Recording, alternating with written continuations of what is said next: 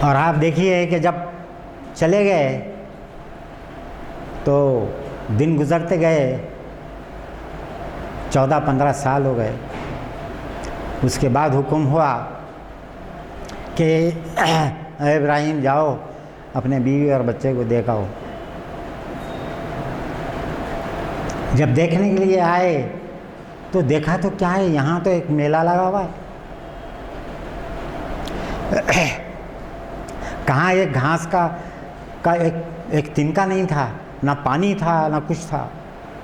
اور آج جو ہے وہ وہاں پہ ایک لوگوں کا ایک میلہ ہے، سینٹر بن گیا ہے جو ہے وہ تجارت کا۔ سارے عرب کے جو ہے وہ جتنے بھی قافلے تھے سب وہاں سے ہوتے ہوئے گزر رہے ہیں۔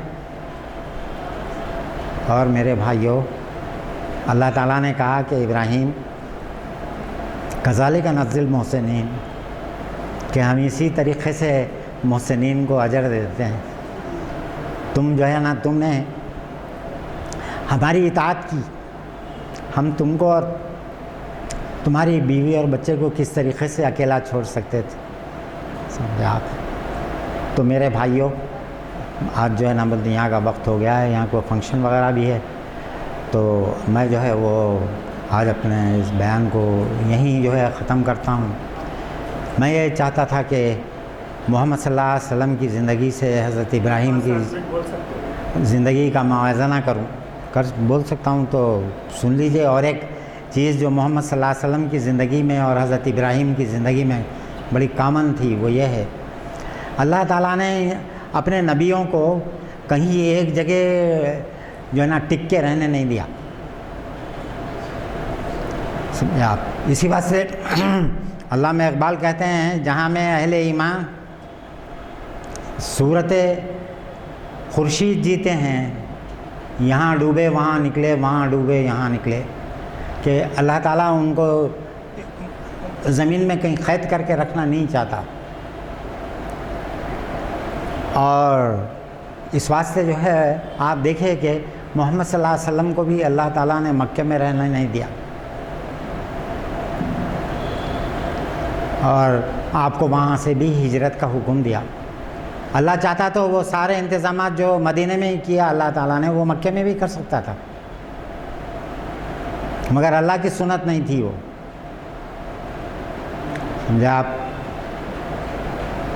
ہے ترک وطن سنت محبوب الہی، دے تو بھی نبوت کی صداقت پہ گواہی، کہ یہ جو ہے نا، جو ہم یہ سمجھتے ہیں کہ دوسری جگہ جائیں گے تو ہمارا جو ہے نا وہ کیا پتہ نہیں، ہمارے کیا جو ہے وہ ہو جائے گا، ہمارے مالی نقصان ہو جائے گا، جانی نقصان ہو جائے گا، کیا ہو جائے گا نہیں معلوم۔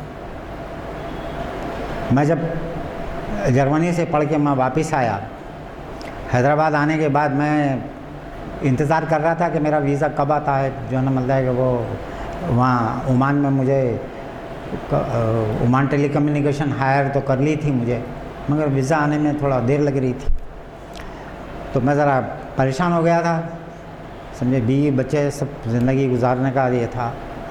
میرا ایک دوست میرے پاس آیا، اب وہ دنیا میں نہیں ہے، مگر وہ آیا میرے پاس، آ کے مجھ سے کہنے لگا، لقاء الحق تم بہت پریشان دکھ رہے ہو، کیا بات ہے؟ میں کہا کہ بھائی میں ذرا ویزے کا انتظار کر رہا ہوں۔ اس نے کہا، ارے دیوانے، زمین بدلنے سے کہیں رزاق بدلتا ہے کیا؟ تو رزاق وہی ہے، زمین بدلنے سے رزاق نہیں بدلتا۔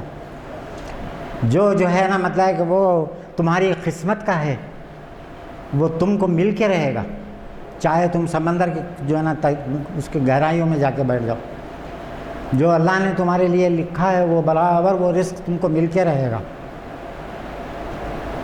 اس لیے جو ہے وہ کبھی ایک دکان ہے بازو میں، پھر وہی دکان کھل گئی، پریشان ہو رہے کہ بھئی ارے میں اچھا خاصا میرا دھندا چل رہا تھا، 2 دکانیں ہو گئے، پتہ نہیں کیا جو ہے نا ہو، میرا دھندا بیٹھ جائیں گا اب، یا نہیں تو ڈیوائڈ تو ہو جائیں گا گاہک جو ہے نا دو۔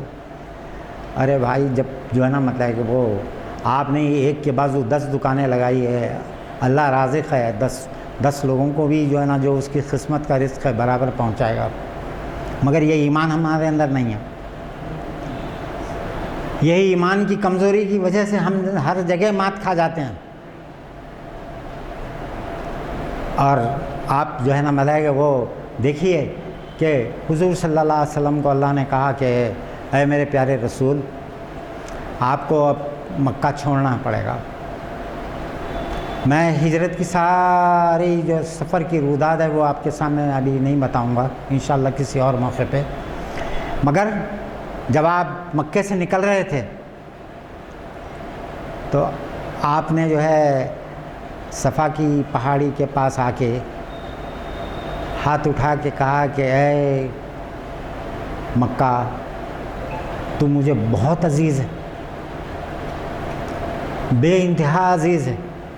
کیونکہ وطن ہر ایک کو جو ہے نا مطلب کہ وہ عزیز ہوتا ہے. آپ وہیں پیدا ہوئے، وہیں جوان ہوئے، وہیں پہ آپ کو رسالت ملی، وہیں سب بات تھا آپ کا، وہیں آپ کی جو ہے نا شادی ہوئی، وہیں آپ کی انتہائی چہیتی اور پسندیدہ بیوی وہیں سے جو ہے تھی.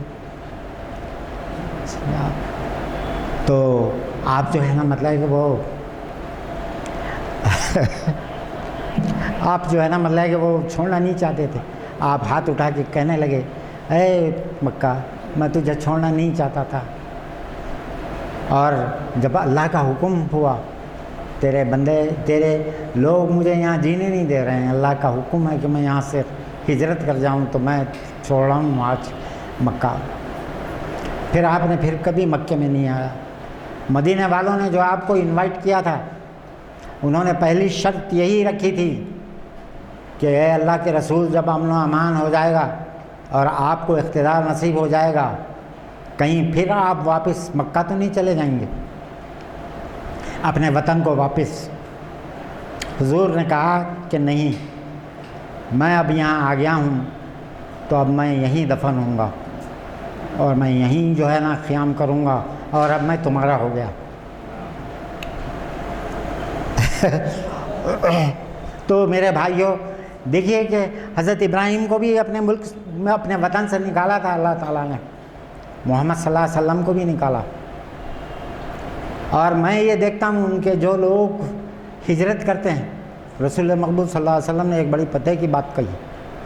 ہم لوگ ہجرت کرتے ہیں، آج سارے ہمارے شہر کے سارے بڑے لوگ، پڑھے لکھے لوگ، سب جو ہے نا مطلب کہ ایلیٹس، جو ہے نا پیسے والے لوگ تڑپ رہے ہیں فقط امریکہ جانے کے لیے. کاہے کے لیے؟ ڈالروں کے لیے. اور ہم جو ہے نا مطلب کہ تمنا کر رہے ہیں، اللہ سے رات دن دعائیں کر رہے ہیں، اللہ ہمارے بچے کو امریکہ بھیج دے، اللہ ہمارے بچے کو وہاں کی یونیورسٹی میں ایڈمیشن دلا دے، یہاں کی یونیورسٹی میں دلا دے، یہاں یہ کر دے. سارے ہم جو ہے نا مطلب ہے کہ وہ، تو یہ جو ہے نا مطلب کہ وہ حضور صلی اللہ علیہ وسلم نے فرمایا ہجرت بہت بڑی عبادت ہے. اللہ کو وہ بہت محبوب ہے اگر وہ صرف اللہ کے راستے میں کی جائے، صرف اللہ کے دین کے لیے کی جائے. اور اگر کوئی شادی کرنے کے لیے ہجرت کرتا ہے، کوئی نوکری کے لیے ہجرت کرتا ہے، کوئی تجارت کے لیے ہجرت کرتا ہے، تو یہ ہجرت اس کی اسی کے لیے ہوگی، اللہ کے لیے نہیں. کاش کہ ہم لوگ اللہ کے نام پہ ہجرت کیے ہوتے. اور آپ دیکھیے کہ ہر ایک کی تمنا، ہر ایک کی کوشش، ہر ایک کے والدین کا جو ہے وہ آخری ان کا جو مطمع نظر ہے وہ یہی ہے کہ ہمارا بچہ امریکہ چلے جائے. اور آپ کو معلوم ہے کہ میں حیدرآباد کے بشمول میں اپنے آپ کو اس سے الگ نہیں کر رہا ہوں. میرے ایک بھائی ہیں، ان کو 4 بیٹے ہیں، 3 بیٹیاں ہیں. آج جو ہے نا وہ ان کی بیوی کو اولڈ ہائم میں داخل کر دیا گیا، کیونکہ نہ بیٹیوں میں سے کوئی یہاں ہے نہ بیٹوں میں سے کوئی یہاں ہے،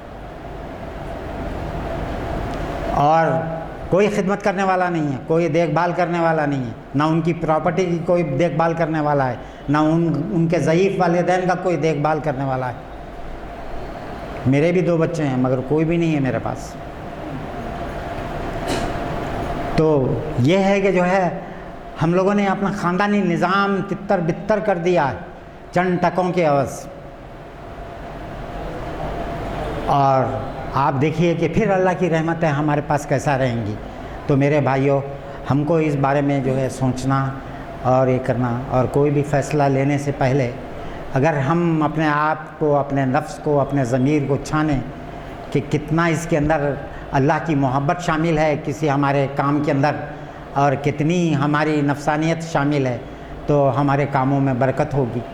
اور اگر ہم وہ کام اللہ کی رضا اور اس کی رغبت کے لیے کر رہے ہیں تو جو ہے نا ہم کو وہ نتائج حاصل ہوں گے جس کا وعدہ اللہ تعالیٰ نے کیا ہے. اور اگر نہیں تو وہ اس کشتی کے مانند ہوں گے جو طوفان کے اندر سمندر میں چھوڑ دی گئی اپنے جو ہے نا قسمت کے اوپر. وہ چاہے جدھر جا کے، جس کنارے پہ چاہے جا کے لگ جائے. انسان کی زندگی ایسی ہی ہو جاتی ہے اگر وہ اللہ کے اوپر توکل نہ کرے. اللہ پہ اگر توکل کرے تو اللہ اس کا کبھی ساتھ نہیں چھوڑتا اور اس کو دنیا میں کبھی ذلیل و خوار ہونے نہیں دیتا. میری دعا ہے کہ اللہ ہم سب لوگوں کو اللہ اس کی جو نافرمانی ہے اس کرنے سے اللہ تعالی ہم کو بچائے، اور ہماری زندگیوں کے اندر اللہ کی محبت اور اللہ کی خوشنودی حاصل کرنے کی جو صفت ہمارے اندر ہے اللہ اس کو پروان چڑھائے. وآخر دعوانا الحمدللہ رب العالمین. تمام بھائیوں سے میری ایک مرتبہ پھر گزارش ہے کہ دیکھیے، کوشش کیجئے، بہت بچوں کو، نوجوانوں کو لائیے یہاں پہ، اور بہت زیادہ ضرورت ہے کہ جو ہے نا آدمی سیکھے کچھ. اور بڑا مبارک ہے وہ دن جس دن کو آدمی کچھ نیا سیکھ لیتا ہے. وآخر دعوانا الحمدللہ رب العالمین.